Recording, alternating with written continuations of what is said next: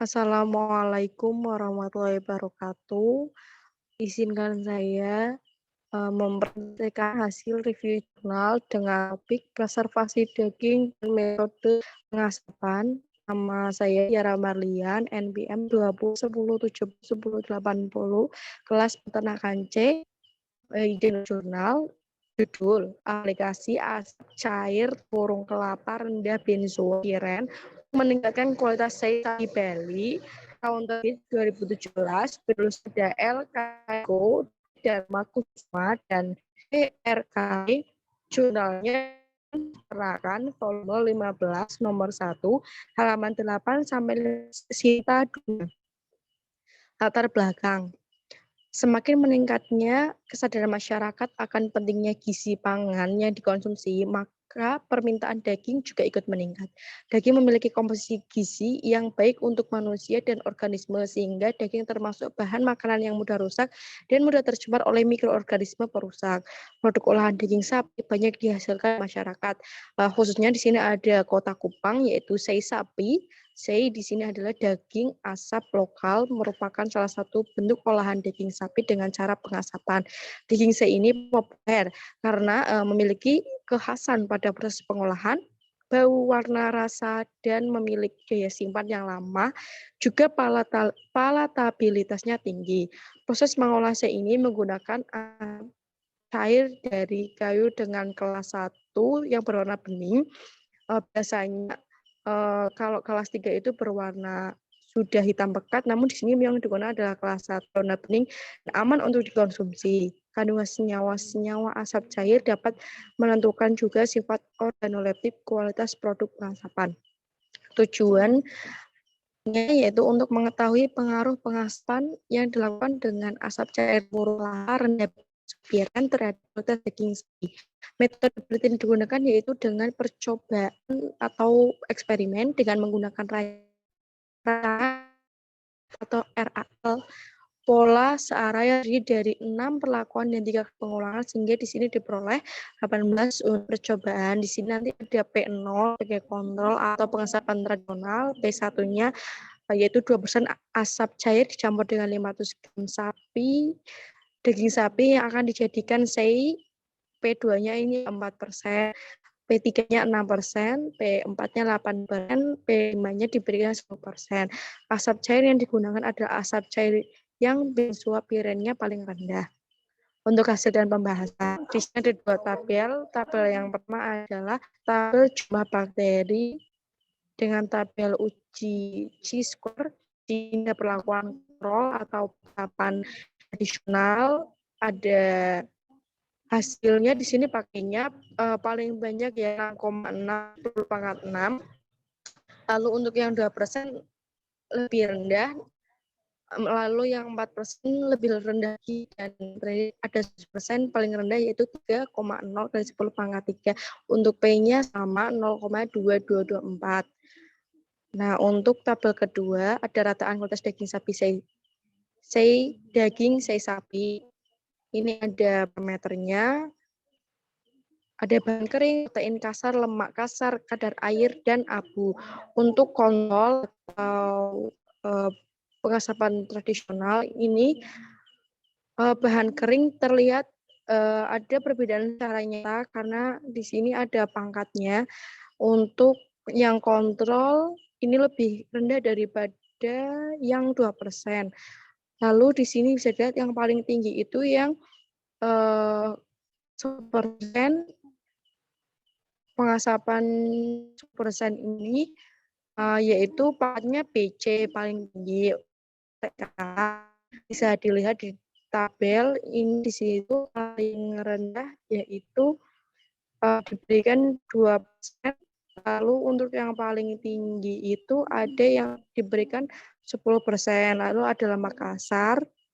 Bisa dilihat juga lemak kasarnya untuk yang kontrol di sini sedikit, tapi semakin ditambahnya 2%, 4%, 6%, 8%, sampai 10% ini semakin bertambah lemak kasarnya. Lalu untuk kadar air bisa dilihat di tabel. Untuk kadar abu di situ paling rendah yaitu pada perlakuan 10%, Untuk yang paling tinggi yaitu perlakuan kontrol atau pengasapan dengan tradisional. Nah, kandungan sapi. Dari hasil analisis menunjukkan bahwa penggunaan asap cair tempurung kelapa ini berpengaruh sangat nyata terhadap kandungan protein C sapi yang tadi sudah ada di data. Rata-rata hasil analisis total kandungan protein C sapi tertinggi adalah pada tadi perlakuan asap cair 10% dengan rataan 59,61%, kemudian diikuti dengan yang 8%, 4%, dan yang 0% atau kontrol. Level protein terendah yaitu pada level asap cair 2% menghasilkan 49,49. Hasil uji lanjut menunjukkan bahwa perlakuan tanpa pemberian asap cair berbeda sangat nyata dengan perlakuan yang diberi asap cair. Variasi rataan kandungan protein menunjukkan bahwa pemberian asap cair tempurung kelapa mampu meningkatkan kandungan protein C sapi. Salah satu senyawanya karena mengandung fenol, asam-asam organik yang bersifat sebagai antibakteri sehingga bakteri-bakteri patogen seperti coliform, E. coli, dan salmonella yang menghidrolisis asam-asam amino selama proses pemeraman. Lanjut, ada lemak kasar sei sapi. Hasil data tadi menunjukkan terjadi perbedaan secara nyata. Rata-rata hasil total senyawa kandungan lemaknya itu terendah pada perlakuan tanpa diberikan pengasapan atau kontrol atau pengasapan tradisional. Kemudian diikuti dengan pemberian 8%, 2%, lalu yang 10%, dilanjutkan yang 6%, dan tinggi dan level asap cair 4%.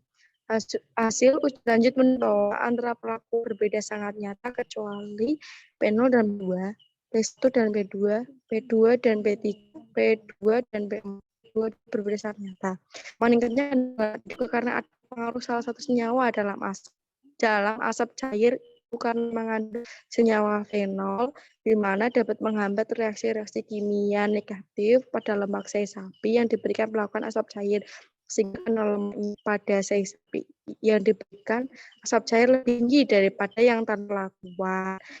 Nah, menurut Sudarmaji et al. 1989 menegaskan juga dalam teknik makanan, lemak dan minyak memperan penting. Lemak itu dapat memberikan rasa gurih yang spesifik, berbeda dari protein. Selain itu juga memberikan aroma yang spesifik. Di dalam dunia teknologi pangan, roti, lemak, dan minyak itu penting harus dijaga konsisten keempukan halus dan berlapis-lapis. Lalu ada kandungan abu sei sapi.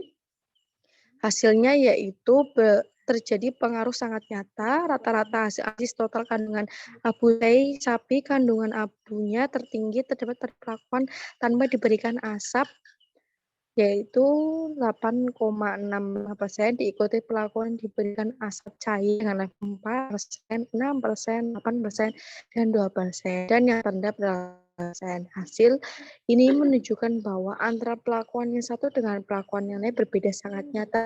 Dari analisis bakteri, tabel pada tampilan semakin banyak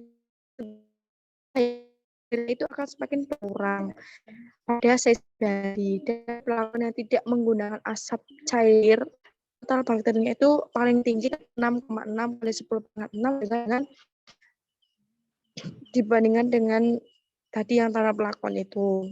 Kesimpulan dapat kita ambil yaitu berdasarkan hasil penelitian yang dilakukan dapat dari kesimpulan yaitu asap tempurung kelapa yang memiliki jumlah total bakteri sapi bal dilakukan aplikasi menggunakan asap terdapat pada perlakuan kelima dan jumlah 10% total bakterinya itu 3,0 kali sepakat dibanding dengan menggunakan asap cair 8%, 6%, 4%, 2%, dan secara tradisional total bakterinya itu sangat banyak 6,6 kali 10⁻⁶. Hal ini dikatakan bahwa semakin banyak persentase asap cair, maka jumlah bakteri pada sei sapi berkurang, sehingga daya simpan sei sapi dapat bertahan semakin lama.